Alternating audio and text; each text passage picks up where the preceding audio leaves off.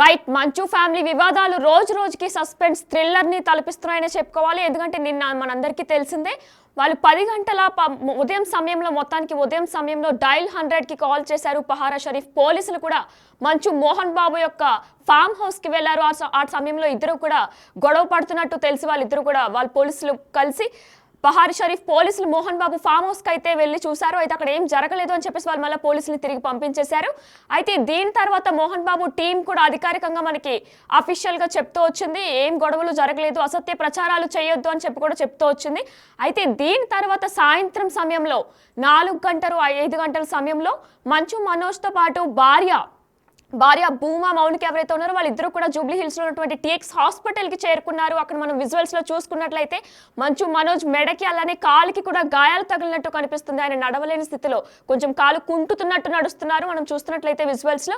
So ఇది చూస్తే మనకి అధికారికంగా కూడా ఏదో గొడవ జరిగింది అనే జరుగుతుంది. అయితే ఆస్తి వివాదాల మధ్య గొడవ జరిగిందా లేదా ఇంకేదైనా విషయం మీద గొడవ జరిగిందా, అయితే మంచు మనోజ్ ఏమైనా మంచు మనోజ్ చెప్తున్నది ఏమంటే అఫీషియల్ గా ఏం చెప్పలేదు. బట్ తెలుస్తున్న విషయం ఏమిటంటే కూడా శ్రీ విద్యా నికేతన్ ఏదైతే ఉందో దానికి సంబంధించి వినయ్ అనే మోహన్ బాబు అనుచరుడు వినయ్ అన్నటువంటి ఆయన గాయాలు పరిచారు, అంటే దాడి చేశారు అన్నట్టు తెలుస్తుంది. మరి దీనిపై మరింత సమాచారం మా ప్రతినిధి సురేష్ అందిస్తారు. సురేష్ చెప్పండి, అసలు మంచు మనోజ్ ఇప్పుడు కేసు ఏమైనా పెడుతున్నారా లేదంటే ఏ సమయానికి రాబోతున్నారు? మంచు ఫ్యామిలీ గొడవలో ట్విస్టుల మీద ట్విస్టులు కనబడుతున్నాయి. ఇప్పటివరకు పోలీసులకి అధికారికంగా ఒక లెటర్ ఐడి మీద ఎలాంటి కంప్లైంట్ ఇవ్వలేదు, కేసు కూడా పోలీసులు నమోదు చేయలేదు. డయల్ 100కి సమాచారం ఇవ్వడంతో వాళ్ళ ఇంటికి వెళ్ళిన సమయంలో ఇంట్లో గొడవ జరిగింది, మేము ఇంట్లో వాళ్ళు చూసుకుంటామని చెప్పడంతోనే వాళ్ళు వెనుతిరిగి మళ్ళీ పోలీస్ స్టేషన్కి రావడం జరిగింది. కానీ నిన్న సాయంత్రం మళ్ళీ బంజారాహిల్స్లోని టీఎక్స్ హాస్పిటల్కి మంచు మనోజ్తో పాటు ఆయన భార్య ఇద్దరు హాస్పిటల్కి రావడం జరిగింది. హాస్పిటల్కి వచ్చిన సమయంలో మంచు మనోజ్ నడవలేని పరిస్థితిలో తీవ్ర ఇబ్బందులు ఉన్నట్టుగా ఆయన నడుచుకుంటూ హాస్పిటల్లోకి వెళ్ళాడు. దాదాపు 2 గంటల పాటు ఆయనకి వైద్య పరీక్షలు నిర్వహించారు. సిటీ స్కాన్తో పాటు ఎక్స్రేలు అనేకమైన వైద్య పరీక్షలు నిర్వహించి కొద్ది కండరాలకు సంబంధించి లోపటి గాయాలు అయ్యాయి మనోజ్కి అని చెప్పేసి కూడా వైద్యులు గుర్తించారు. 24 గంటల పాటు ఆయన రెస్ట్ తీసుకోవాలి, ఇక్కడే అబ్జర్వేషన్లో ఉండాలని చెప్పినప్పటికి కూడా మళ్ళీ తిరిగి నేను రేపు ఉదయం హాస్పిటల్కి వస్తాను, ఇప్పుడు డిశ్చార్జ్ చేయండి అని చెప్పేసి కూడా ఆయన అక్కడి నుంచి వెళ్ళిపోయినట్టు తెలుస్తుంది. ప్రస్తుతం అయితే ఇప్పటివరకు పోలీసులకు ఎలాంటి ఫిర్యాదు చేయలేదు. ఫిర్యాదు చేస్తే ఖచ్చితంగా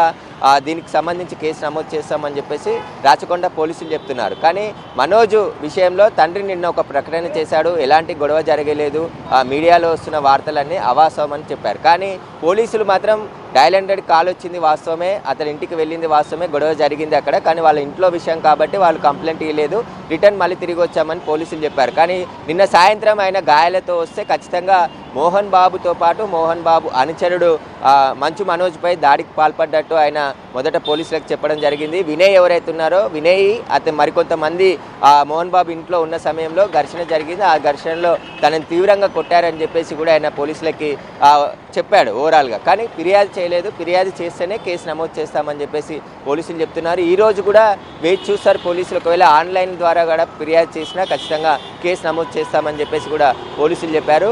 అయితే ఆ ఆస్తులకు సంబంధించిన విషయంలో గొడవ జరిగిందా, అసలు నిన్న జరిగిన గొడవ గల కారణాలు ఏంటి, దానిపై ఇప్పటివరకు మనోజ్ కూడా హాస్పిటల్కి వచ్చిన సమయంలో కూడా మీడియాతో ఆయన మాట్లాడలేదు. ఆ తీవ్ర కొంచెం ఇబ్బందులలో ఉన్నట్టు కాబట్టి అక్కడి నుంచి వెళ్ళిపోవడం జరిగింది. ఆయనకి కొంచెం మెడలో ఉన్న కండరాలతో పాటు కాల్లో ఉన్న కండరాల్లో కూడా లోపలి గాయాలు అయ్యాయి, కొంచెం రెస్ట్ అవసరం ఉంది మనోజ్కి, తీవ్ర నొప్పితో బాధపడుతున్నాడని చెప్పేసి కూడా వైద్యులు ఆయన సూచించడం జరిగింది. దీనికి సంబంధించి ఆయనని 24 గంటల పాటు అబ్జర్వేషన్లో ఉండాలి, మీరు ఇక్కడే ఉండండి, ట్రీట్మెంట్ అందిస్తామన్నప్పటికీ కూడా లేదు నేను ఇంటికి వెళ్తాను, మళ్ళీ ఈరోజు తిరిగి రేపు వస్తానంటే ఈరోజు వస్తానని చెప్పేసి ఆయన చెప్పడంతోనే ఆయన డిశ్చార్జ్ చేసి రాత్రి ఇంటికి పంపించడం జరిగింది. ప్రస్తుతం మళ్ళీ కొద్దిసేపట్లోనే ఆయన హాస్పిటల్కి వచ్చి ట్రీట్మెంట్ తీసుకునే అవకాశం కనబడుతుంది. ఆ తర్వాత పోలీసులకు ఆన్లైన్ ద్వారా కంప్లైంట్ చేస్తాడా లేకుంటే ఈ ఫిర్యాదుపై ఆ ఇంట్లో మాట్లాడుకున్న తర్వాత కుటుంబ సభ్యులు డిసిషన్ తర్వాత ఫిర్యాదు చేస్తాడనేది కూడా ఇంకా పోలీసులు అయితే స్పష్టత ఇవ్వలేదు. ఖచ్చితంగా ఆయన ఫిర్యాదు చేస్తే కేసు నమోదు చేస్తామంటున్నారు. కానీ